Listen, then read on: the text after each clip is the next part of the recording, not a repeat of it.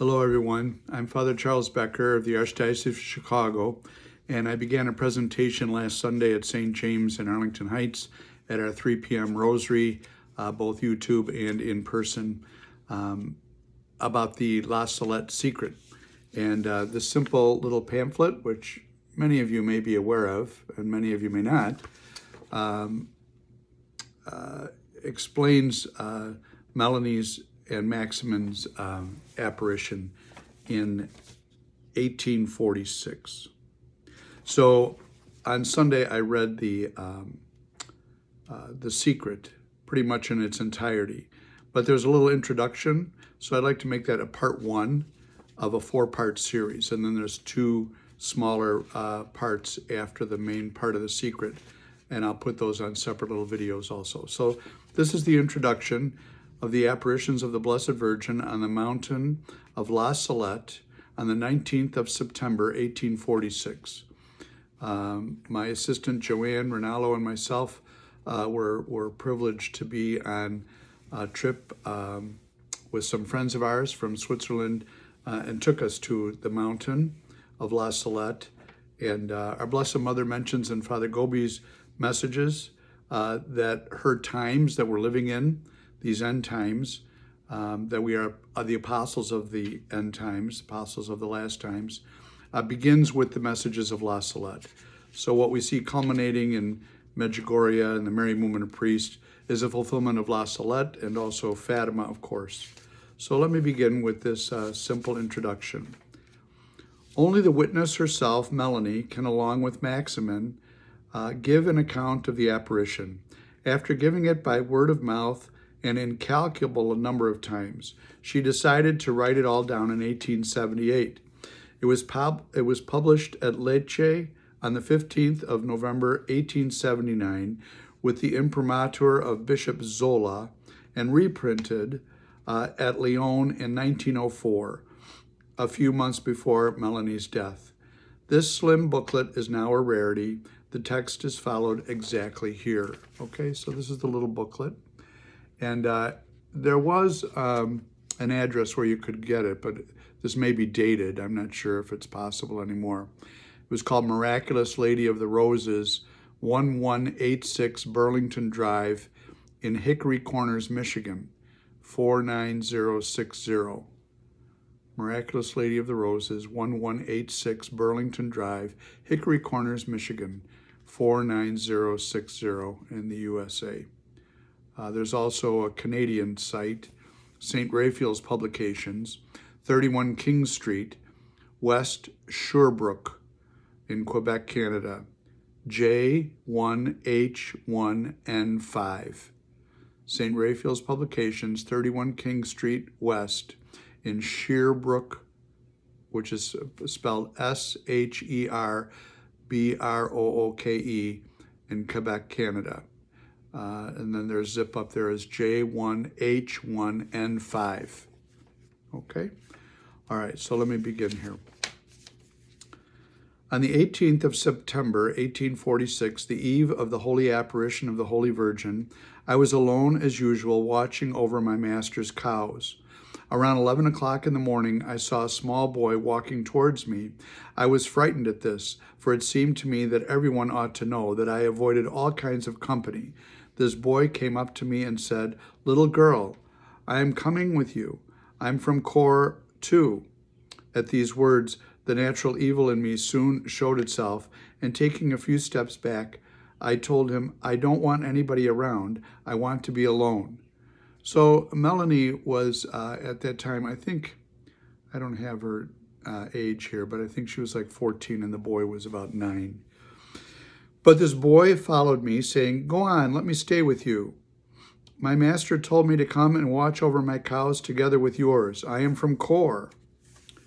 I walked away from him, gesturing to him that I didn't want anybody around, and when I was some distance away, I sat down on the grass. There I used to talk with the little flowers or the good Lord.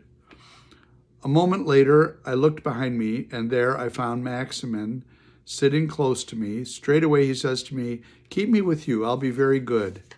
Look how simple life was then. You know, our children don't have an opportunity to just enter into the beauty of creation and the simplicity of this world without all of the distractions of our cell phones and media and whatnot. So it kind of destroys our young people's innocence and getting to know each other.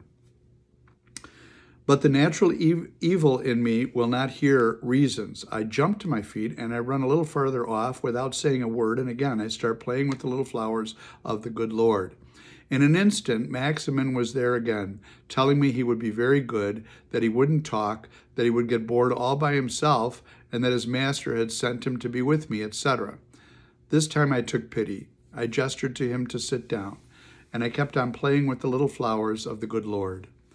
You know, there's different kinds of, not psychologicals, but just kind of research that's been done to help kind of define different personality types. And one of the major ones is extrovert and introvert. Obviously here, Melanie seems to be more of the introvert, and Maximin needs to be engaged with people, right? So they find a way to accommodate each other, mostly on Melanie's part, being the quiet one, it seemed. Okay, so it continues. It wasn't long before Maximin broke the silence by bursting into laughter. I think he was making fun of me. I look at him and he says to me, "Let's have some fun. Let's make up a game." I said nothing in reply, for I was so ignorant. I didn't understand what games with other people were, always having been alone.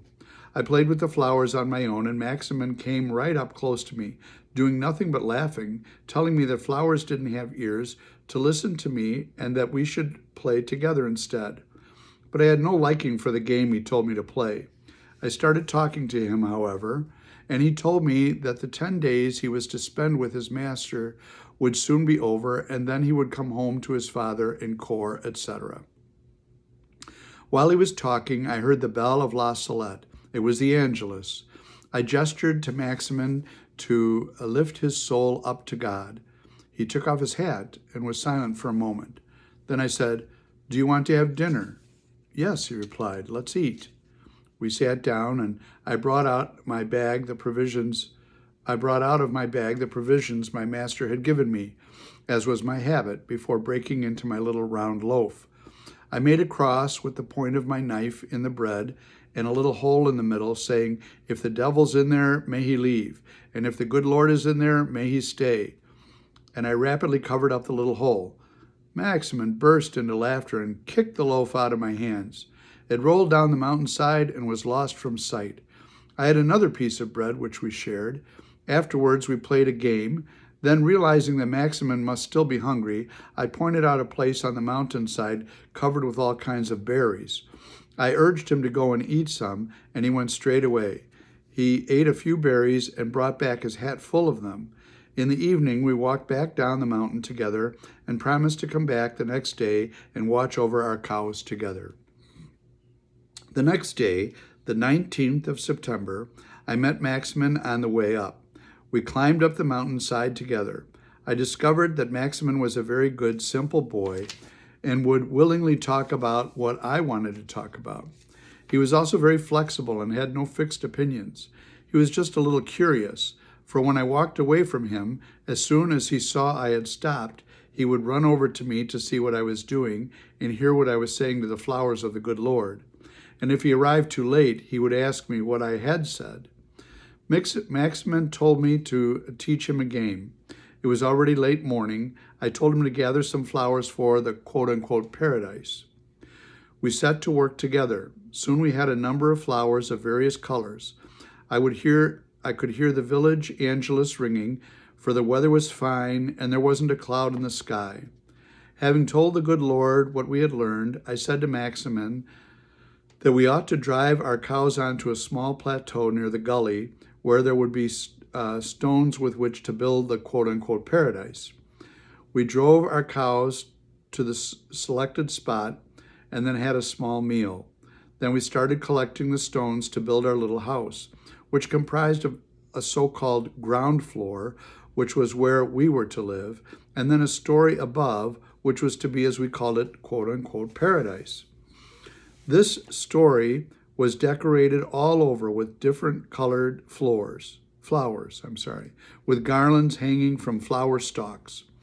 This paradise was covered by a single layer stone, which we had strewn with flowers. We had also hung garlands all the way around. When we had finished, we sat and looked at the paradise.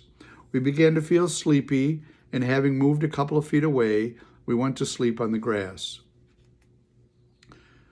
Part 2. When I woke up, I couldn't see the cows, so I called Maximin and climbed up the little mound.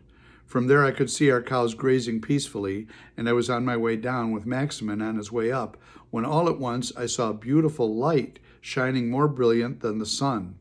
Maximin, do you see what is over there? Oh my God. At the same moment I dropped the stick I was holding. Something inconceivably fantastic passed through me in that moment, and I felt myself being drawn. I felt a great respect, full of love, and my heart beat faster.